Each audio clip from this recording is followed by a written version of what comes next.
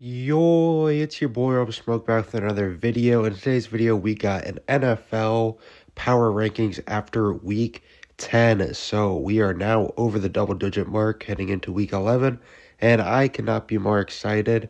Just a little bit before we go ahead and get started in the power rankings, I just want to say we kind of take everything into the factor here on this channel for the power rankings, such as how the offense has been doing, how the defense has been doing, coaching, strength of schedule, roster, depth chart, and record, obviously.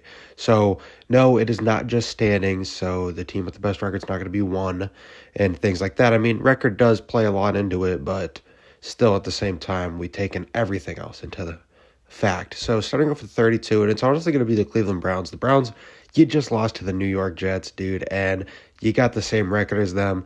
Your quarterback situation's not been looking good. Your defense has literally just been Myles Garrett recently. So, yeah, Cleveland Browns, they got to be last in the league. I'm sorry, it's not looking good for Cleveland fans whatsoever. They got a very rough receiving core as well. 31's going to be the Tennessee Titans.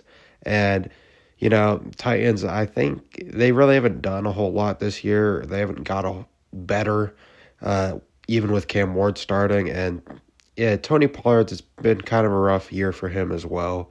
30 got the New Orleans Saints after they just beat the Carolina Panthers, which was kind of an impressive win for the Saints. Think about it. The Panthers are over 500 team, and then we got the New York Jets at 29, who, I mean, yeah, the Jets are pretty rough, but hey, they were able to sneak out another win. 28, we got the Las Vegas Raiders, which, I mean, the Raiders have been a horrible team, so they do deserve to go down, but all the teams below them have a worse roster, I believe, than the Raiders.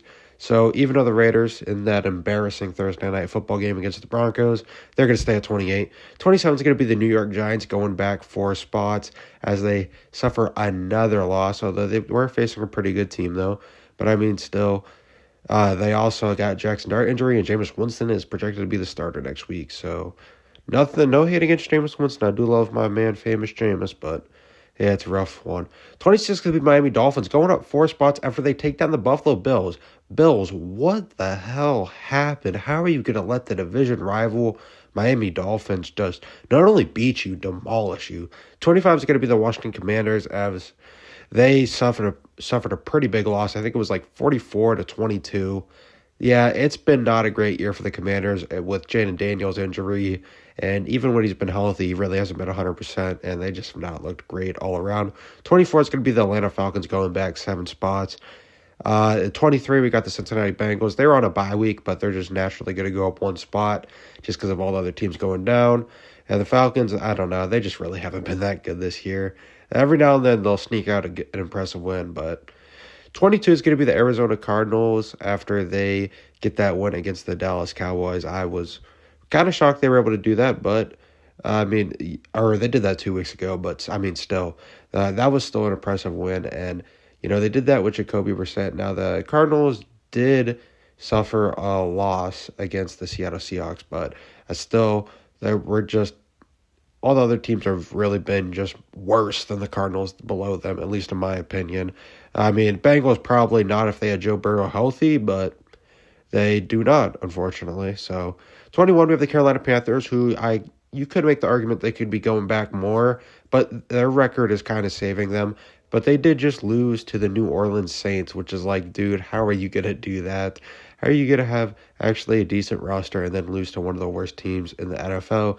I don't really understand it, but it's just what happened. 20 is going to be the Jacksonville Jaguars after they suffer a loss to the division rival Houston Texans, who the Houston Texans are actually going to be number 19. They're finally starting to get some wins, with Davis Mills even playing some time with the past 3 weeks. C.J. Stroud not looking good for his concussion, but I mean, hey, he's coming back, so it's actually not too bad. But hey, they picked up a win. That's all that really matters. 18 is going to be the Dallas Cowboys. And then 17, we got the Baltimore Ravens jumping up 4 spots. Hey, the AFC North is kind of open with the Steelers losing, and Bengals have been hurt. Call me crazy, as horrible as the start of the season was for the Ravens, and it was a horrible, horrible start. The Ravens might have a shot at playoffs. Now, they still need to figure out a few things, which are consistency and their defense.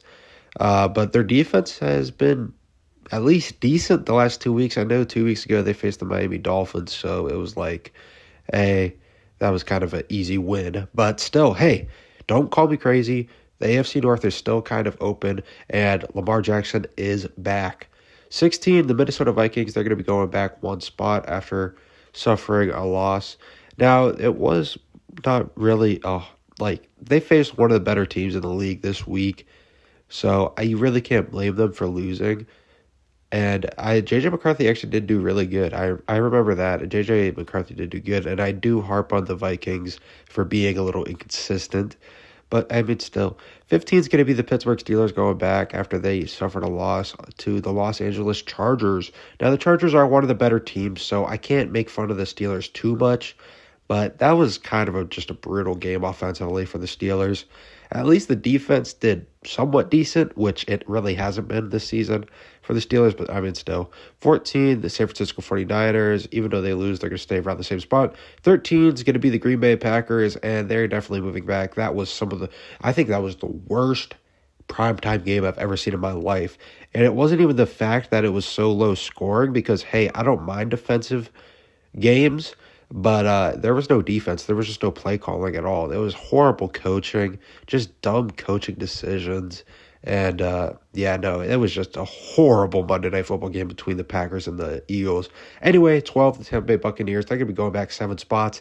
They suffer a loss to the Patriots, and that's a pretty big loss. That was someone who I think is pretty comparable to the Buccaneers team on the AFC side of football, and they lost, which is brutal. They've been suffering injuries from Bucky Irving, and that is maybe starting to show. I don't know what they're missing, but yeah, that is not looking good. 11's going to be the Buffalo Bills, and I think they're moving back the most. But the Bills, let's be real, their record's not really as good as it should be. I think it's only 6-3 right now, which is, I mean, that's just got to be better as the Buffalo Bills. Like, I don't know. You're just better than that. I know the Bills are better than that. I don't know why they're not performing better. And they just suffered a massive division loss to the Miami Dolphins. Miami Dolphins have been arguably one of the worst teams this whole entire year. And you lose by over 2 possessions. That's a horrible, horrible look for the Buffalo Bills. And that is why they're moving back 9 spots. I don't really care. You can argue with a wall. Buffalo Bills definitely deserve being ranked 11 or around that range because this has been a pretty bad, poor Buffalo Bills team, what we've seen from the past 5 years from them.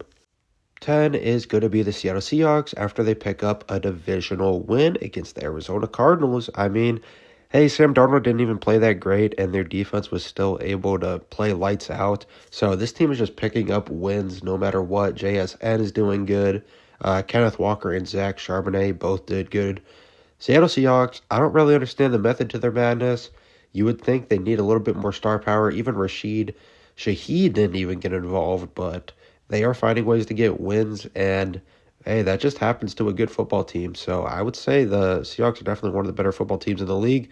And the Chicago Bears, they are definitely moving up after they get a win against the New York Giants. All right, 8, we got the Los Angeles Chargers after they take down the Pittsburgh Steelers, who, I mean, the Steelers have been kind of rocky this year, but they're still one of the better teams in the league, so it was an impressive win.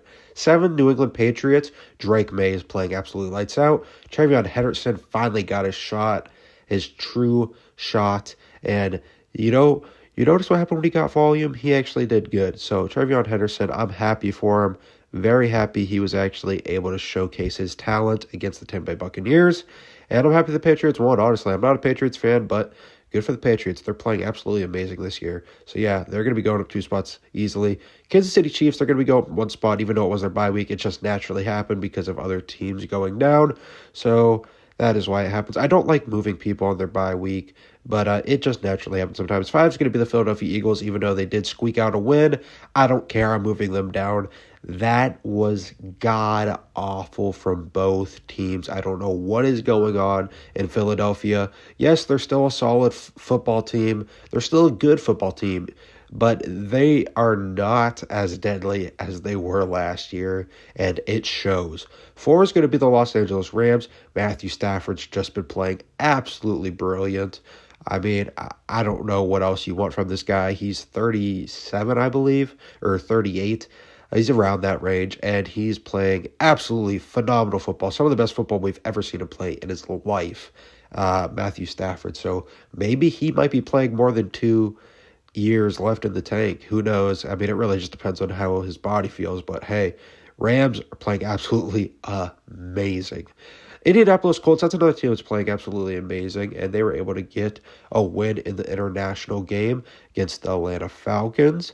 And Jonathan Taylor, I mean, hey, he just keeps going crazy. He is seriously making a case for MVP. Matthew Stafford and Jonathan Taylor both making a serious case for MVP this year.